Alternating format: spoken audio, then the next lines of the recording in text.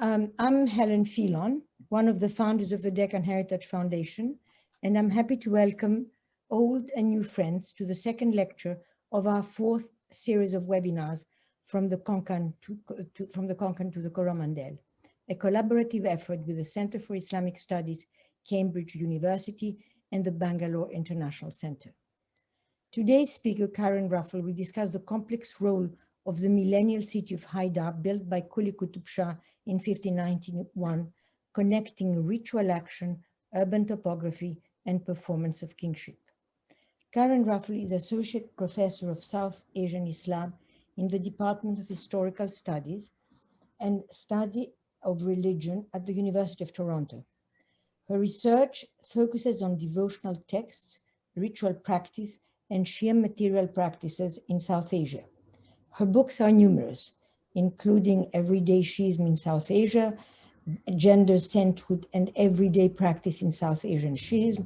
Her current project includes a monograph titled Building the City of Haidar, Kingship, Urban Space, and Shia Ritual in Qutb Shahi, Hyderabad, and a large-scale study of South Asian Shia material, culture, and sensorial practices titled Baraka Bodies, Shia Materiality, the Sensorium and Ritual in India and Pakistan. So before I pass the lecture, I give the lecture to Karen. Let me say that after the lecture, the mediator will be another expert on Hyderabad, Dr. Marika Sardar, and the session will close with Dr. Vivek Gupta's from the Center of Islamic Studies will close the session, and will also mention the webinars that are forthcoming. Dear Karen, lovely to have you on our webinars, and thank you for all we're going to hear, which I'm sure is going to be fascinating. Right? Thank you very much. Great. Thank you so much, Helen, and all for inviting me to speak today. This is a genuine pleasure to speak about a city that I love so much and has captured my imagination for close to 2 decades. I will share the screen now.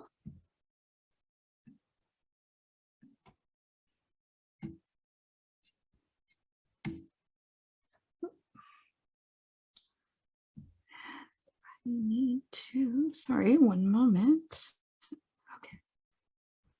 Oh, why is, there we go.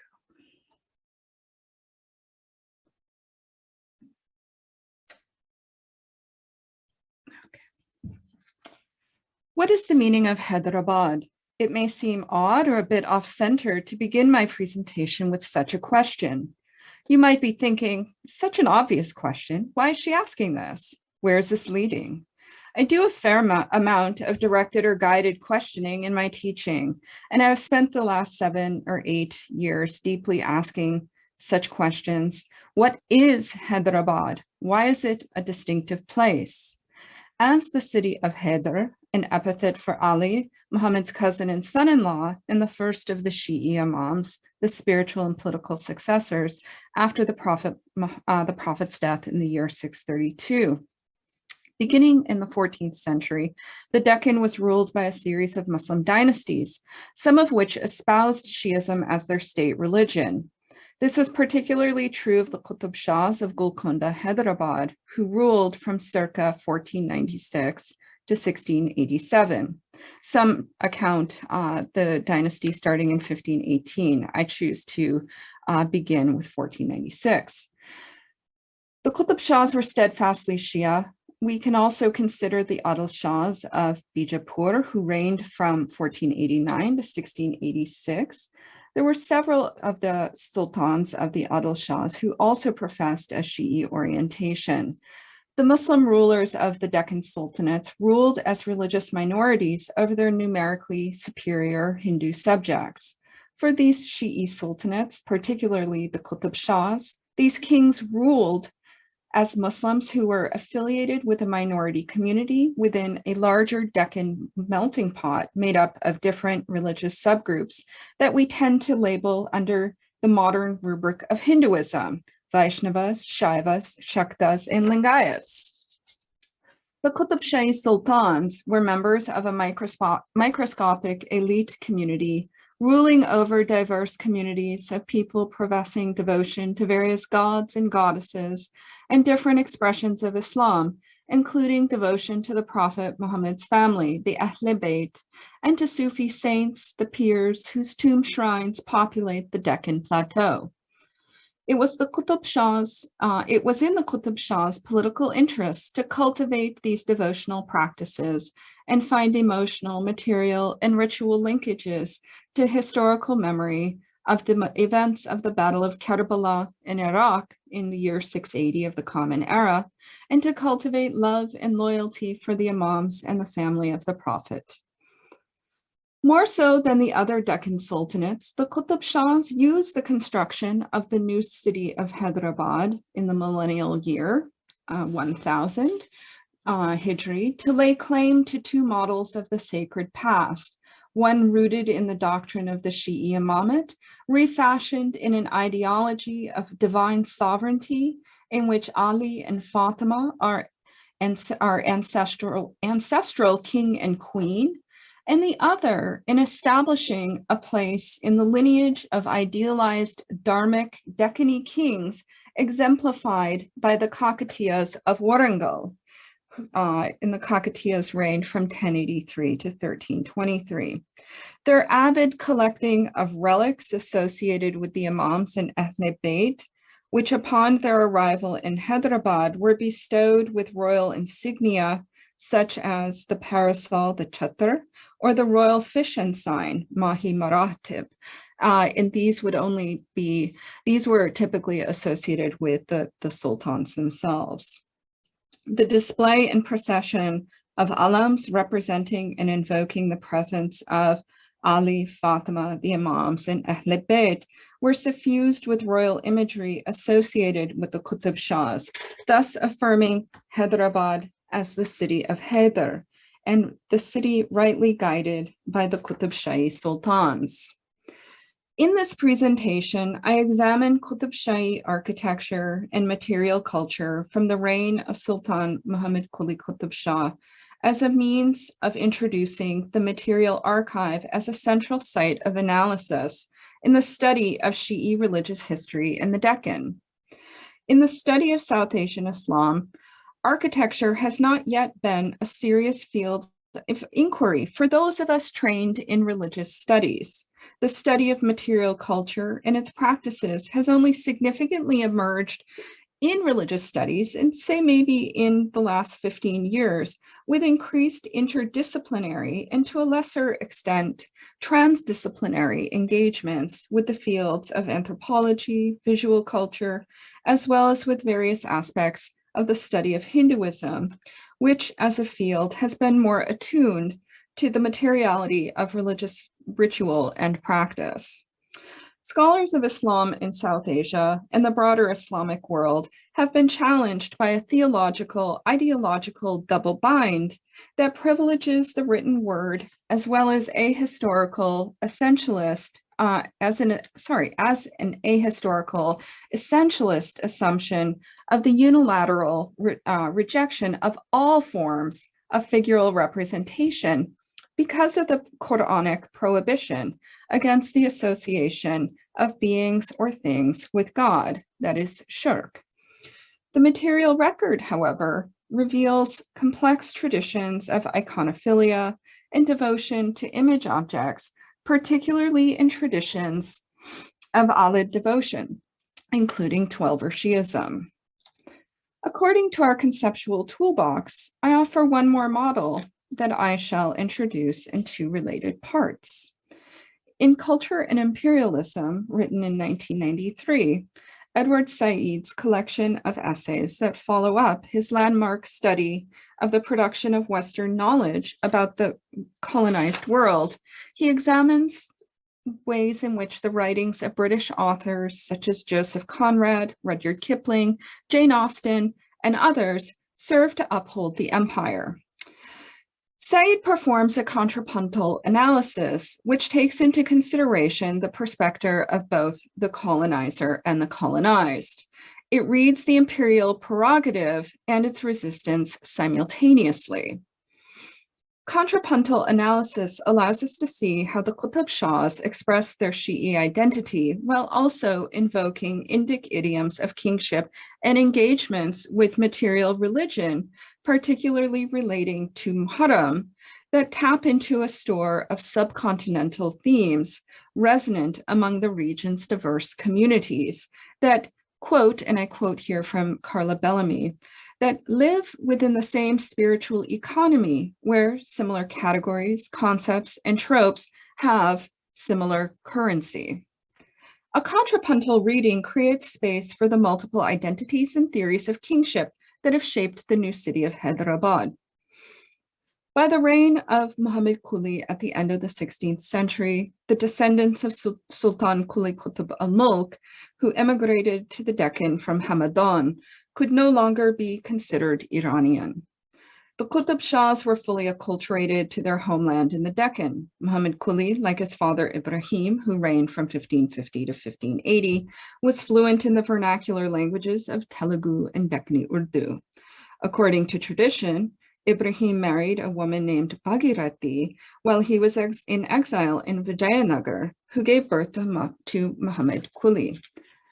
Muhammad Quli's world was simultaneously Islamic and Indic, where Persian, Deccani, Telugu, Sanskrit, Kannada, and other languages freely circulated.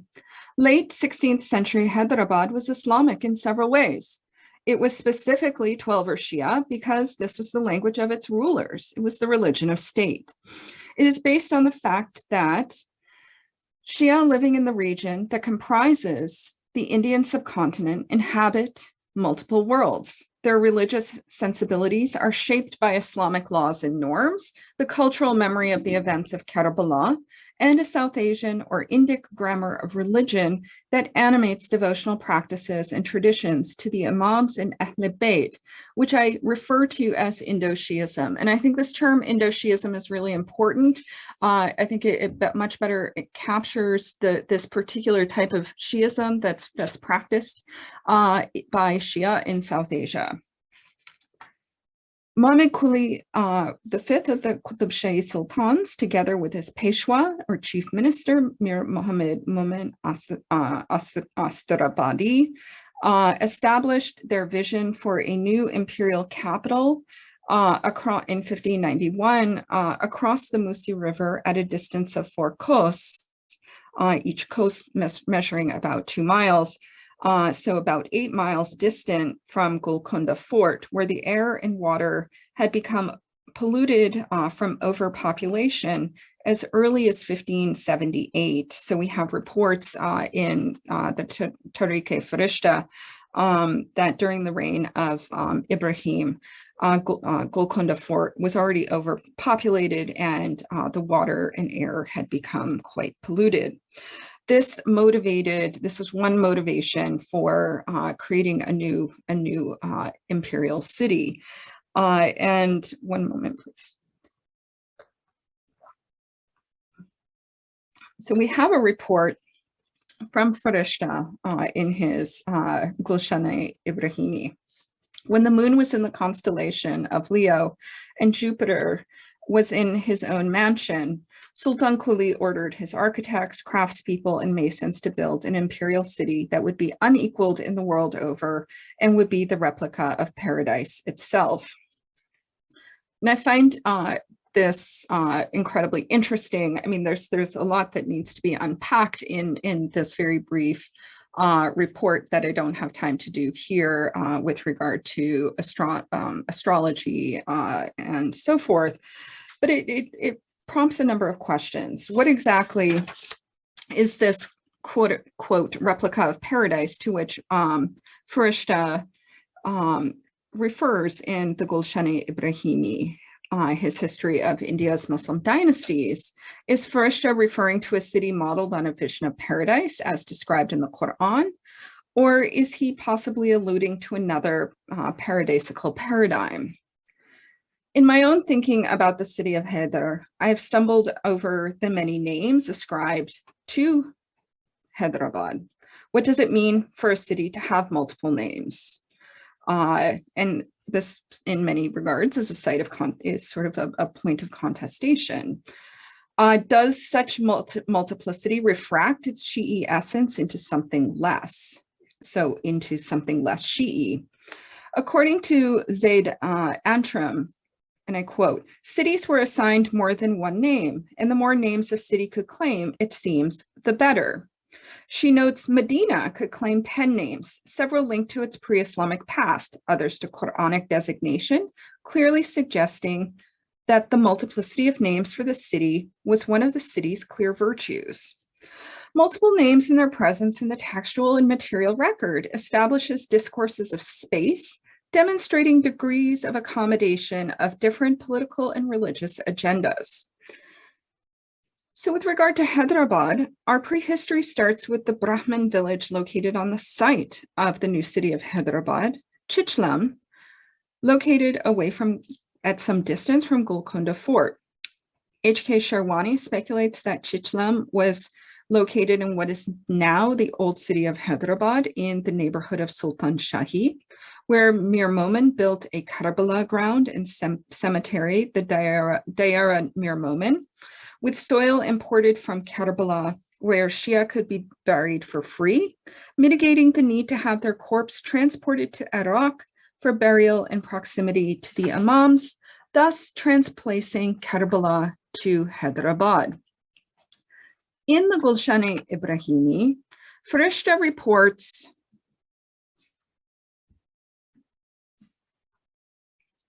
at the beginning of his reign, and now we're moving to the next name. At the beginning of his reign, Muhammad Quli became the lover of a Bazari woman named Bhagmati. When the population increased to such an extent, Muhammad Quli permanently established the capital. Seeing that he named the city for a Bazari woman, after some time, Muhammad Quli felt ashamed and he changed it to Hyderabad. But this change had no effect on the common folk, who continued to call it Bhagnagar. In Farishta's account, we hear the story of Muhammad Quli, the inveterate romantic, who named the city after a Hindu non-elite woman, Bhagmati. And we all know that, the sort of valorization of Muhammad Quli as, as this romantic, we have the Sound and Light show, we have plays that have been written about Muhammad Quli, the romantic. And so this is sort of this legend that continues. The next account of a name of Hyderabad. Born into a wealthy French family in 1633, Jean de Thévenot spent many of his 34 years traveling through Europe before following his wanderlust to Iran, and later in the place that most deeply fascinated him, India. Thévenot's travels were collected into 3 volumes, the third part titled The Relation of Hindostan, the New Mughals, and of the People and Countries of the Indies, which chronicled his travels beginning in 1665. Thévenot's descriptions of Hyderabad Golconda dates to the reign of the 7th Sultan, Abdullah, who reigned from 1626 to 1672. So this is after, obviously after Muhammad Quli's reign, but I think it's still relevant. With Thévenot, we receive yet another name for Hyderabad, and I quote from Thévenot. The capital city of this kingdom is called Bhagnagar. The Persians call it Ḥaidarābād. It is hemmed in with little hills, some kosas, as he calls them, but kos, and distant from the town, which makes the air of that place very wholesome. And I end quote. With Thévenot, we are introduced to the city with another name, Bhagnagar, the city of gardens.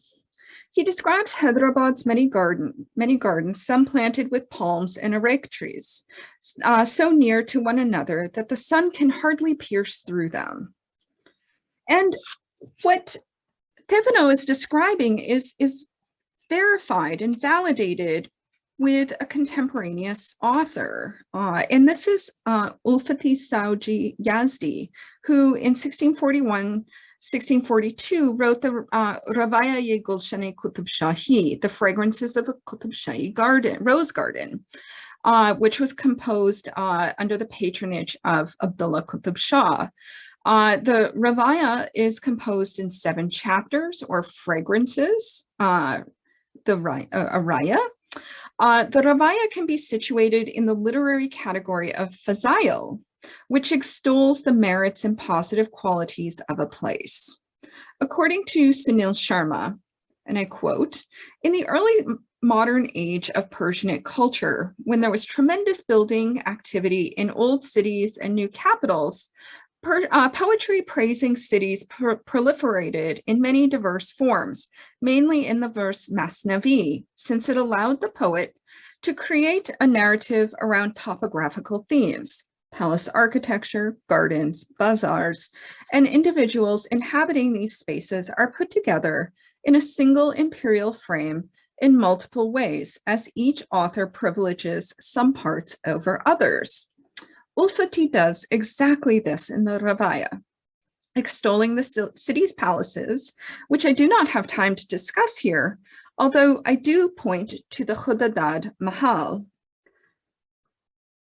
built in 1610 after Muhammad Quli's daughter, Hayat Bakshi Begum, was married to Muhammad, his successor, who reigned from 1610 to 25, as an example of the city's explicitly Shi'i orientation, with its floors, manazil, named after God on the first, the Prophet Muhammad on the second, Hassan on the third, Hussein on the fourth, Jafar as-Sadiq on the fifth, Musa Kazim on the sixth. The 7th and top floor was named the Hedera Mahal after Imam Ali, which had a roof and pillars studded with precious stones and nails of pure gold.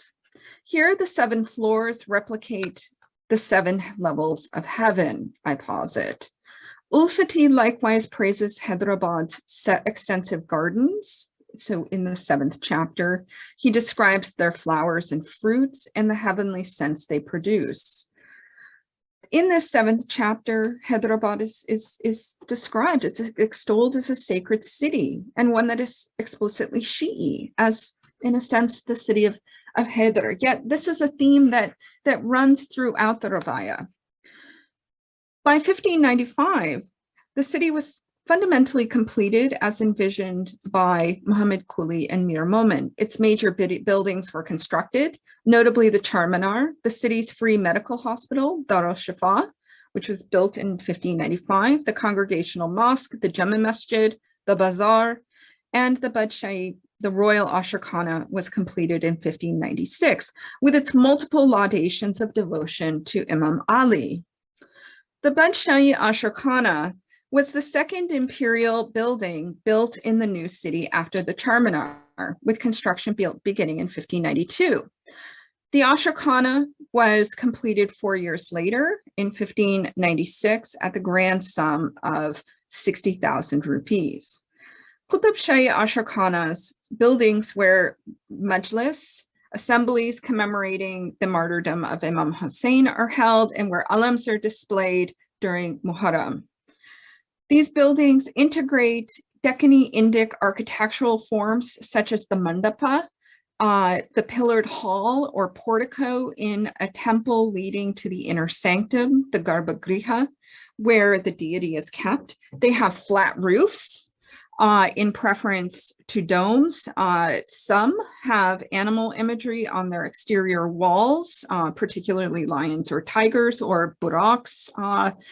And some display the use of micro-architecture, that is the decoration of a building with a miniature model of itself. The Badshai Ashikana is built in the style of a mandapa with a flat roof.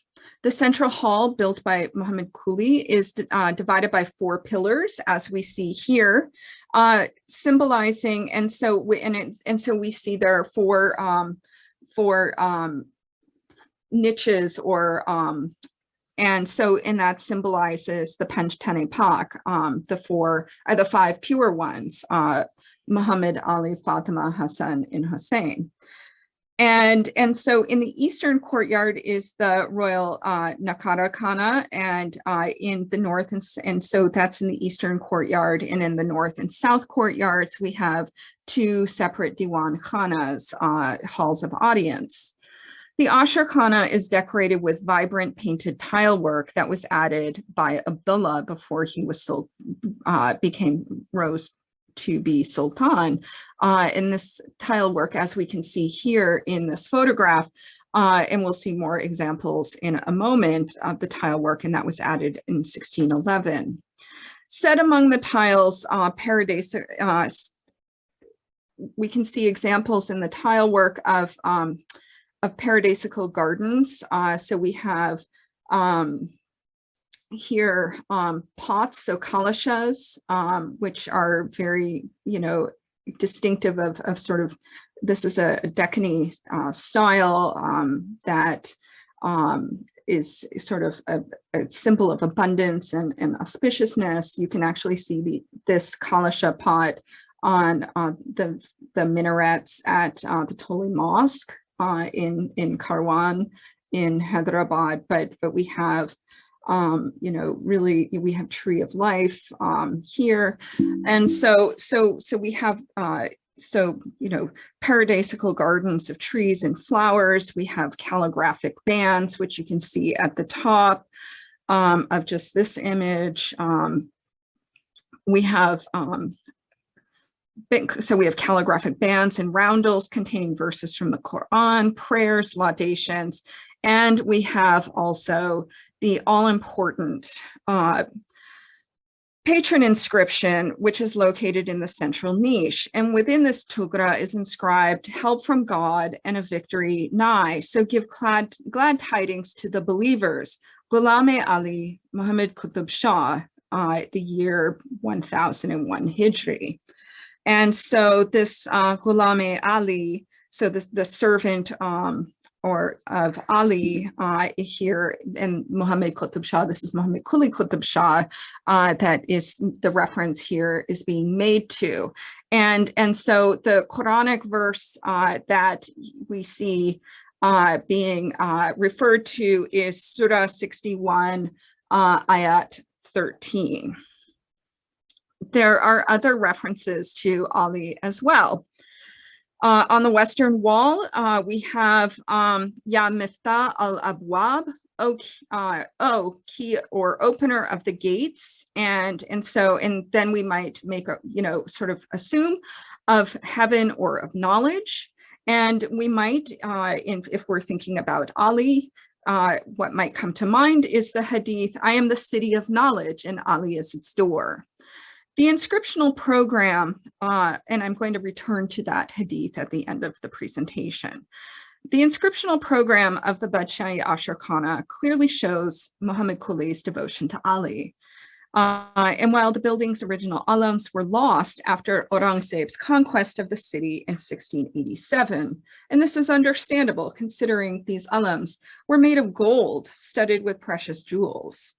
The large central alam, seen here, shows its dedication to Ali as well, with its projecting Zulfikar sword, which we see here in blue, projecting upward, is inscribed with, "There is no victory without Ali, there is no sword like Zulfikar, la fata illa Ali, la sayf illa Zulfikar."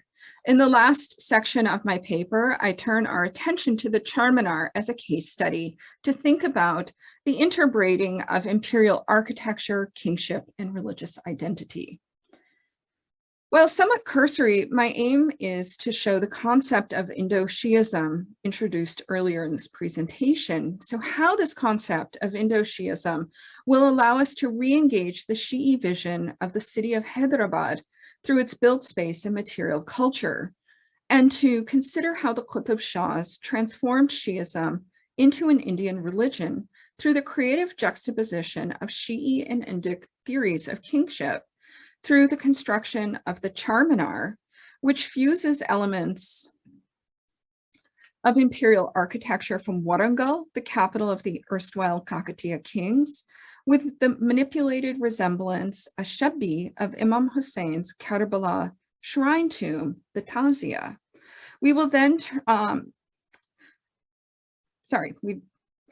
ethnohistorical method enlivens the text of the archive, things like poetry, court chronicles, and histories composed in Persian and Deccani Urdu, allowing for a reconstruction of the past, mindful of the limitations of the fidelity of such recreations, or necessarily being able to intuit the motivations for why X, Y, or Z building was built as it was.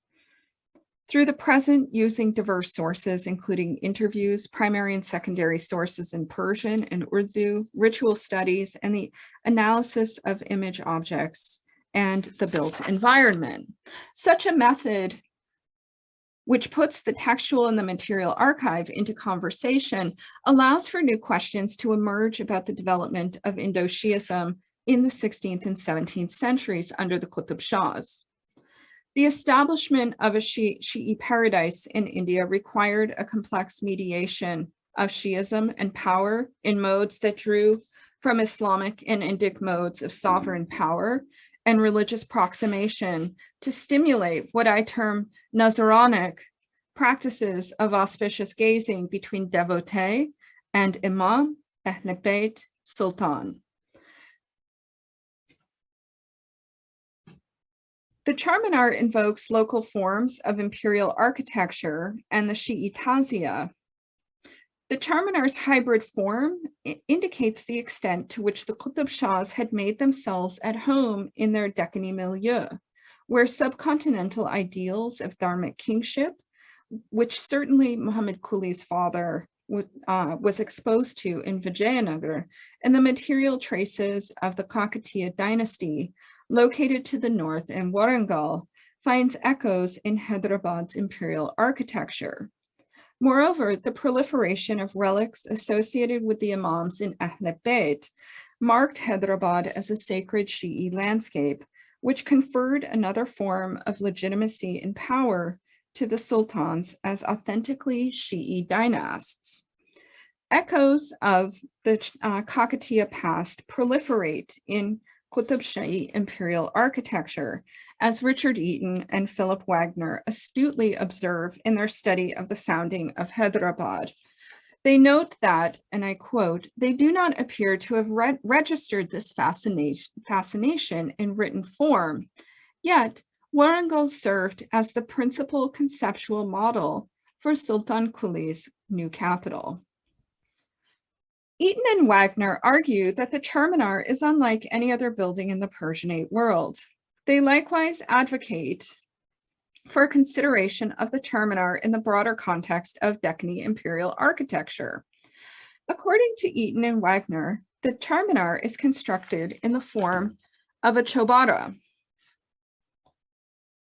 a fourfold house, often found at the center of medieval Deccani cities, marking the intersection of four cardinal avenues. And here is the chobara that you can find in Bidar.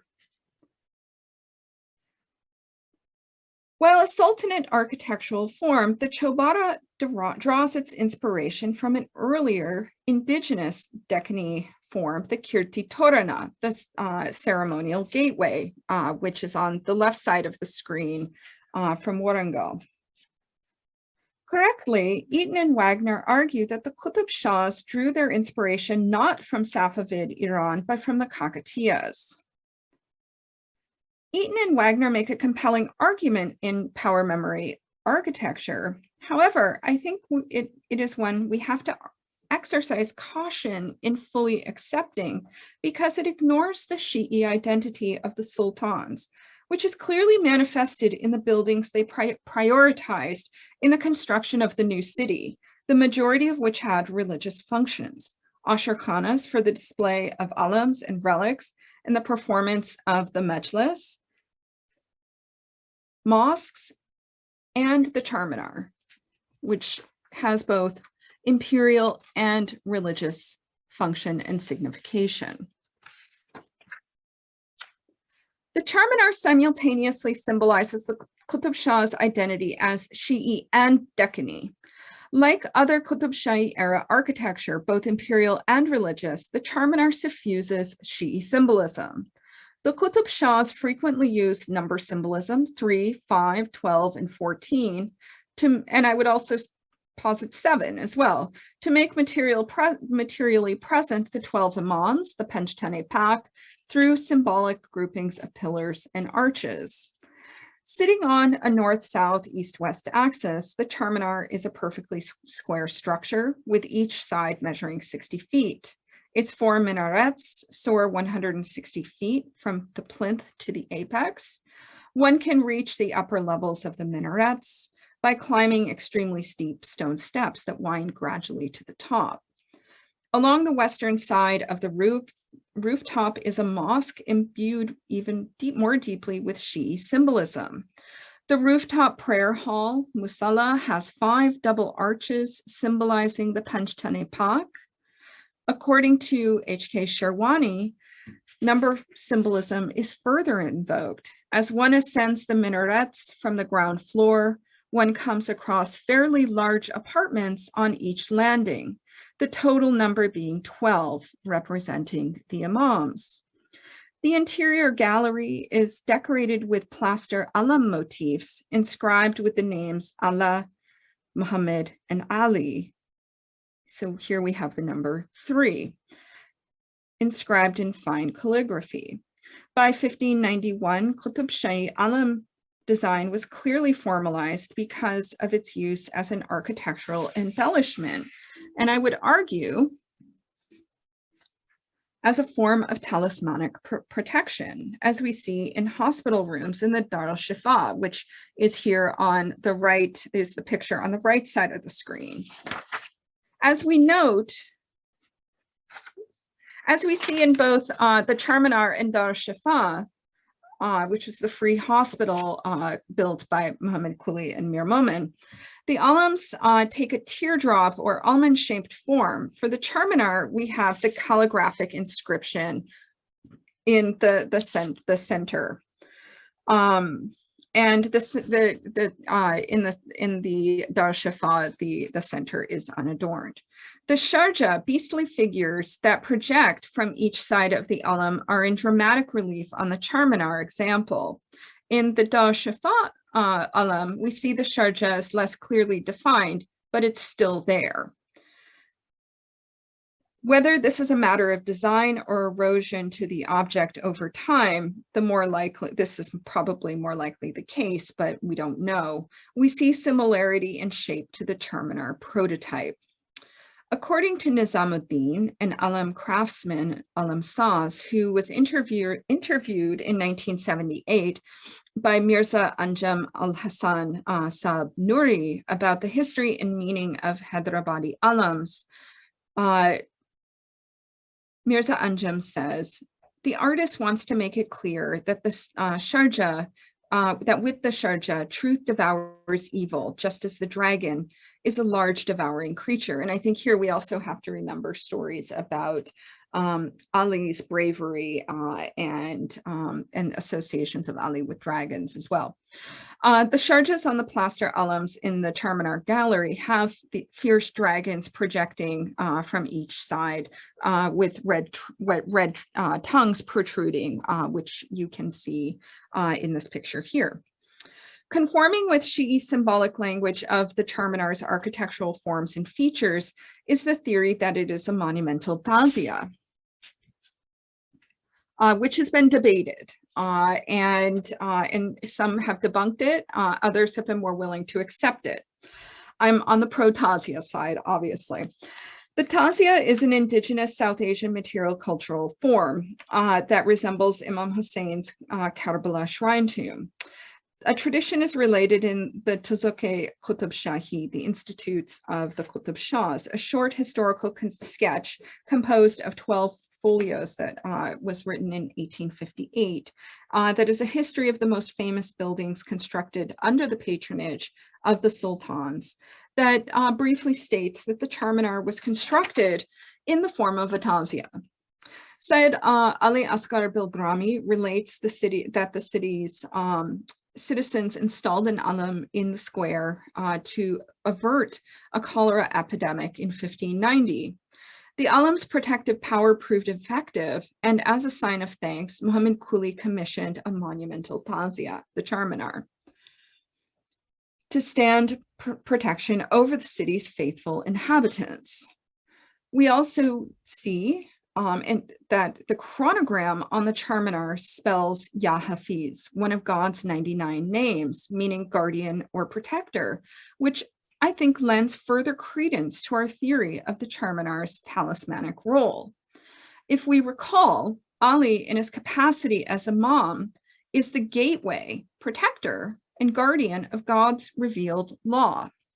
As kings, the Qutb Shahs are the inheritors charged with protecting this spiritual and cultural memory. They're also charged with protecting their citizens. And so in a sense, we have sort of both the Imams as protectors, but we also have the kings who have this role as guardians and protectors. So I see this sort of responsibility of protecting both spiritual and cultural memory in both its substance and in its formation. And I look to Jan Assmann with regard to what he says about the formation of cultural memory. And he writes, the objectivation or crystallization of communicated meaning and collectively shared knowledge is a prerequisite of its transmission in the culturally instituted heritage of a society. Stable formation is not dependent on a single medium such as writing. Pictorial image and rituals can also function in the same way.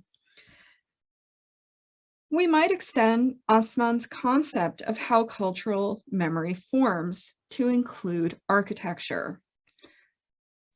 Located at the center of the city, every citizen could see the Charminar and understand this non-verbal expression of imperial power in which both the Qutb Shahs and the Imams compel the gaze and materially invoke idealized vision of both as idealized divine kings. In conclusion, the diverse forms of ritual, which I did not have time to discuss today, ritual architecture and material culture innovated and sponsored by the Qutb Shahs was central to their identity and performance of Indo-Shi'i kingship. The Royal Ashikana as a site of the spiritual, the Charminar as the site of the imperial, and gardens as a blending of both, were spaces where their vision of Indo-Shi'i kingship was performed, where Ali's presence was invoked through relics, through hand and footprints, and alams that were put on display and taken out in royal procession in Ali's city in the Deccan. Thank you.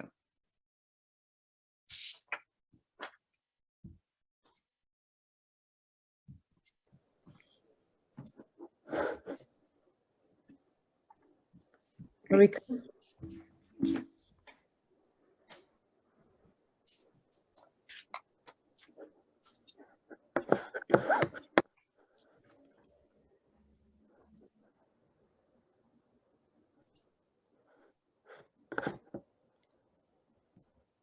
Marika.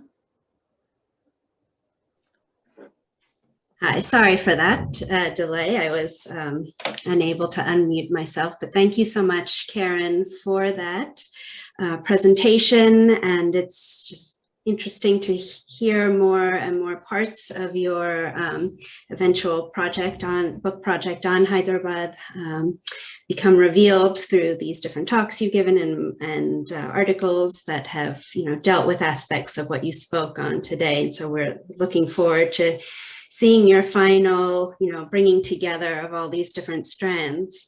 And I really appreciated how you've sort of brought out different aspects of interpreting the monuments in Qutb Shahi architecture that allow for both this references to Cockatias and earlier history of this area that the Qutb Shahis were ruling over, along with the very specific Shia modes of authority as well, and how you sort of wrap that up with the fact that Hyderabad has so many names and that it's known to so many people in different ways. It allows for all of these different associations with the city to exist at once. And so I, coming from the architecture point of view, wanted to ask a couple of questions on that aspect of what you spoke about, and specifically the point about that you made about the Shahi Ashikana and connecting it to a mandapa, which I think was quite interesting. Usually I think of that architectural form in relation to a type of architecture, these pillared halls that you see in greater Iran, but that appear suddenly here in Qutb Shahi architecture at this moment. It wasn't a form previously seen, but it also applied to the tomb of Muhammad Quli Qutb Shah. And, I thought it was interesting that it could operate in both these modes, just like you're saying for, just about all the symbolism in the city. So I was wondering if you could expand a bit on that, and then something you didn't address. So I don't know if it's fair to ask this, but something that's always interested me is the positioning of the mosque in all of this. And it's sort of so much more could have been done in this grand processional, I feel, that was built up in Hyderabad between the Char Kaman, the Charminar, and the other buildings around. And this is just positioned, off to the corner a bit. It doesn't have a prominent presence there. So I didn't know if that could maybe relate to other things you're thinking about in this Shi'i connection. Thank you. Great. Yeah, I'll start with your last question first, because it's one I've also really struggled with. Why are mosques marginalized? Because they kind of are. The Jama Masjid, you know where the Jama Masjid is, and it's small. And it's kind of tucked out of the way. And and it seems strange, why is, what would have been the Imperial Mosque, why does it seem in a sense almost like an afterthought? And it's built comparatively late, compared to, what are the first buildings that are built? The Ashikana, the Charminar, even the Dar al-Shafas, huge in comparison to the Jama Masjid. And why is the Jama Masjid given much less prominence? And one of the reasons why I think it's given comparatively less focus and attention is because of its, and I don't like using this term, but it's communally specific purpose. That, the mosque is for Muslims, right? It has a very limited purpose. And, whereas, state policy was very open in terms of who could participate in Muharram ritual, and non-Shias were encouraged to participate in Muharram, and so I think that this is one reason why the space of the Ashikana, the architecture of the Ashikana was in a sense made legible across religious groups, right? Which is also why I think the architecture of the Badshahi Ashikana, why I guess in a sense I use the word mandapa to describe it, is because it's something that, that pillared hall, a Vaishnava could go into that space, and it's something that is comprehensible, just as, yes. I just wanted to say one thing, sorry, Marika, but it's that Pushkar Soni actually presented on a couple of weeks ago about the issue of congregational mosques in the Deccan and why there aren't as many as we expect. And his argument was based on legal and Shi'i doctrines that were being established in Iran, contemporaneous with in the 16th century, which basically forbade the construction of congregational mosques. So that I don't know whether I'm not a true architectural historian, so I think Marika or you could weigh in on this much more than I can. But I just wanted to put that out there because it relates exactly what you were We don't have mosques not only during the Sultanate period but before. When you have during the Bahmani period, you have one mosque in Gulbarga, small mosques usually associated with specific shrines. And when you think that Bidar has only one mosque, congregational mosque, it is quite amazing. When in the rest of the Islamic world, each sultan built a mosque. So there is, I tend to agree with what you're suggesting, Karen. And the reason also that, in fact, it is the Sufi shrines that became the great centers where the interaction between Muslims and non-Muslims takes place is another place where, because it is open to all possibilities, it attracted Hindus, non-Hindus, so it suited better. And I think I'm, for me, what you're saying makes a great deal of sense. And I agree as well that, in fact, what you see at the Badshahi Ashurkhane, it is a mandapa, because you have similar buildings already in the pre-successor period. So it's something that is there, and it's copying or it's trying to include elements that belong to the local traditions with the others that are important. This way, making their presence more acceptable. You have it not only in India, but you have it also in Ottoman Turkey, where, in fact, you had Sufi shrines who became the place of actually where, in fact, non-Sufis and Christians and Muslims came together because the Sufi shrine adopted the number, the mark of God, etc., the Bektashis, for instance. So this helps to accommodate Islamic beliefs within a foreign context. So I tend to... I agree that it could be a mandapa, but at the same time, I think that it also has Iranian things happening in it, just because of, specifically because of how tall those columns are. They're quite thin columns. If we were thinking mandapa, you would expect more blocky, especially in this region. So that's, it could be both is one solution.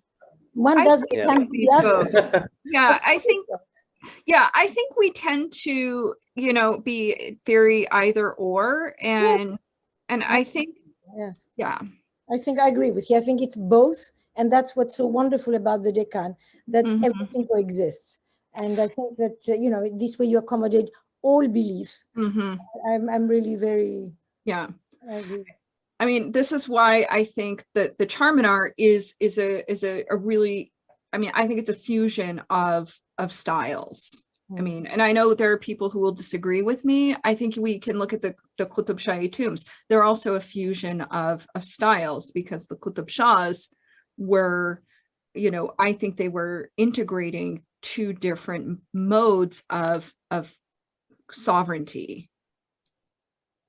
Yes, which all the others did as well. That's not surprising. And we do it much more in the Deccan than elsewhere, I think. Perhaps Bengal is another place where, in fact, this also might be happening. But anyway. So just one more point on this topic, which has come in from Renu Parak. She has asked if the influence was more from Mandapa and Warangal and less from Safavid. What kinds of artisans were involved in the construction of this building and it's doing the tiling and so on? Is that something you've thought about, Karen? Yeah, that's a great question. So I also want to make it really clear, I'm not an art historian. I'm coming at this from a religious studies perspective. So I'm really asking sort of more religion, like questions of religion about these spaces and sort of the layout of the city and the objects.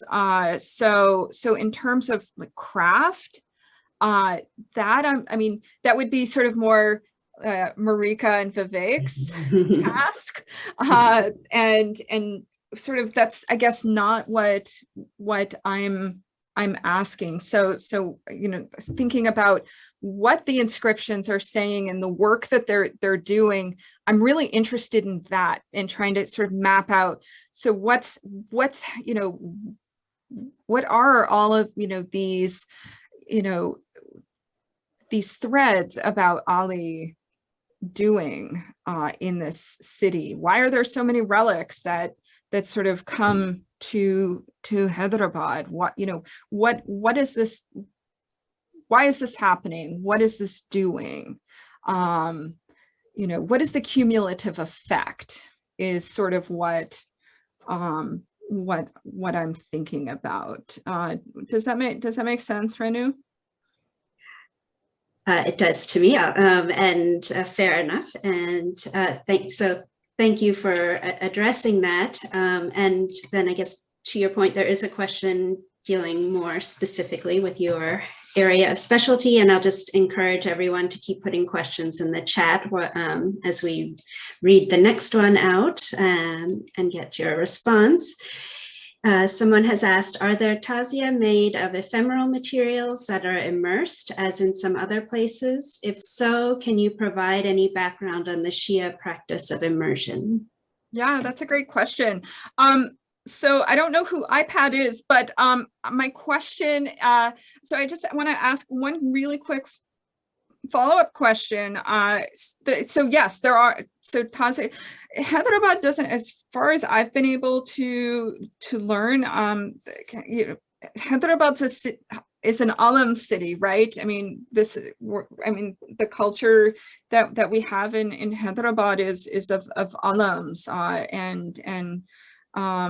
you know, and not really so much of tazias, although you know, we have description, you know, mention of tazias in you know, during the reign of the Qutb Shahs, and then it seems to die out probably after 1687, and this is, you know, sort of a practice that just never comes back, is what I'm hypothesizing. You know, there are a lot of practices. I mean, this is where, you know, regional specificity, you know, there aren't, you know, there aren't practices that we have to be really careful when we talk about, you know, Shi'i culture and Shi'i practice, because, you know, well, we talk about alams, you know, alam design, alam motifs, you know, are you know, Deccani alams are very specific. If you go to Karachi, you go to Lucknow, you know, you'll see very different, you know, sort of programs of design with regard to alams. Tazia designs, tazia practices are, you know, if you go to Mumbai or Lucknow or Karachi or Lahore, they're very different. There are different types of tazia. So there are ephemeral tazia, there are permanent tazia, and permanent tazia are sort of known as zari. And these, so if you go to Lucknow and you go to the Bara Imam Bara, you know, or Shah Najaf, for example, you know, the beautiful, you know, silver work zaris that you see inside, those may be taken out. Those are often displayed throughout the year. And those, you know, will not be immersed. A smaller sort of zari, you know, will be put inside, and that will be immersed. But the large, this large permanent tazia will not be, because it's expensive and beautiful. And so there are different types of permanent tazia that, might be carved from wood or other materials. Chiniot in Pakistan is very famous for its multi-story tazias, but ephemeral tazias are often, constructed out of bamboo frames and then covered with paper or flowers or other types of, inexpensive materials. And those are displayed, could be displayed at home, could be displayed in a neighborhood. And then on Ashura, they're taken out in procession and so those are immersed. So in Hinduism, that practice of immersion is called Visarjan, and the purpose of immersion is to cool, right? So there are many reasons why this practice of immersion is done. So to cool the power, right, that builds up in the tazia. So to release, there's the belief for many Shias that Imam Hussein or Hazrat Abbas, inhabits the tazia during the Ashra, during the 10 days of Muharram. And so the immersion releases that presence so that next year during Muharram, the next year, that presence can return again.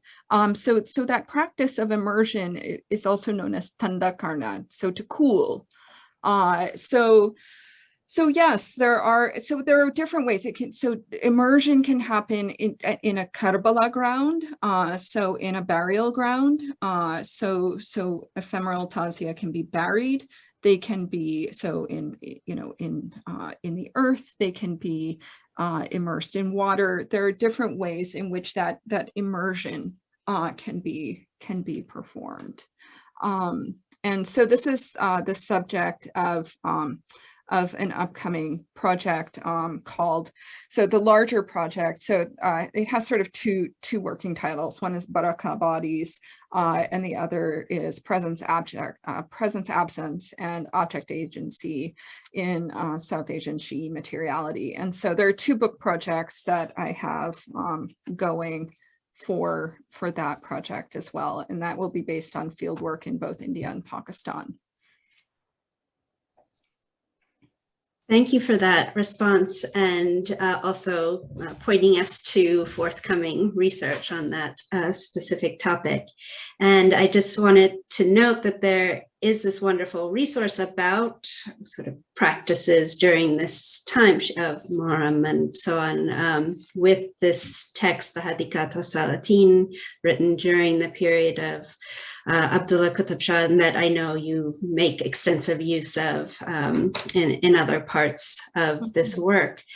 And if I may just ask one final question, you in something you published previously sort of pointed to the fact that we are hesitant to think of sort of Qutb Shahi practices sort of paving the way for Shias perhaps elsewhere, that we think everything must come from Iran and the Safavid state towards India, since that was the larger and more dominant sort of power at the time. And I was wondering if you had seen evidence, since we know quite a bit in detail at different moments in the Qutb Shahi period of what is actually happening. Have you seen practices move in reverse? I thought that was a very interesting suggestion there. Mm-hmm. Yeah, I mean, I think a really good example is actually with regard to alams, right? I mean, we definitely, have evidence of, the design of alams, moving from the Deccan to Iran, right? So the Sharjah, for example, that there's influence of, the dragon motif, moving from the Deccan and influencing Iranian alums. I think that we have this tendency to always, assume that, there's it's the Safavids who influence, the Deccan sultanates. And I think that there's, there's always that assumption that, in a sense, the Deccan sultanates are derivative of Safavid Iran. And I think we have to be really careful of that because, I think that there was a much clearer sense of Shi'i identity, especially with regard to devotional practice in the Deccan before, the Safavids had, sort of crystallized any sense of Shi'i identity in Iran. And we have this, I think, that's something we have to kind of step back from. And we have to just always remember, there was a flow of movement that, people were moving back and forth, back and forth. That meant Deccani ideas were going to Iran as well. Deccani practices were going to Iran as well. And so, Iranians were also influenced by Deccanese. And so I think that we have, and I think that the Qutb Shahs were very, comfortable with who they were as Deccanese. And so I think it's something that we just have to be attentive to. And I know that there's resistance to that. And so I think, if we just have to, I think, look carefully at, what's happening with spaces, and we can say, why not both? Right. And yeah, we can look at, Iranian architecture and say, yes, like there are definitely design elements from Iran, but there are definitely design elements coming from the local environment as well. I mean, if you look at, and of course, not every mosque in the Deccan, but you look at a lot of Deccani mosques, they don't have big domes, right? I mean, there are reasons for that. They don't have huge minarets for the most part. I mean, I think it's not everyone. I'm making that clear. It's not everyone. Well, on that note, please join me in thanking Dr. Marika Sardar for managing the questions and Professor Karen Ruffle for this fantastic lecture. We are sticking with Hyderabad in our next session. So for all you Hyderabad aficionados, we expect you in attendance. Our next event is on May 6th at 1 p.m. London time. So it's an hour earlier than this lecture, which is really hard for our American audience, but maybe a strong cup of coffee would do. And the title is Eclipsed by the Moon, Mahalaka Bai and Kushal Khan Anup in Nizami Hyderabad, and it will be delivered by Catherine Butler Schofield from King's College London. So on that note, I wish you all a pleasant Friday and hope to see you next time. Thank you. Thank you, Karen. Thank you very much. Thank you.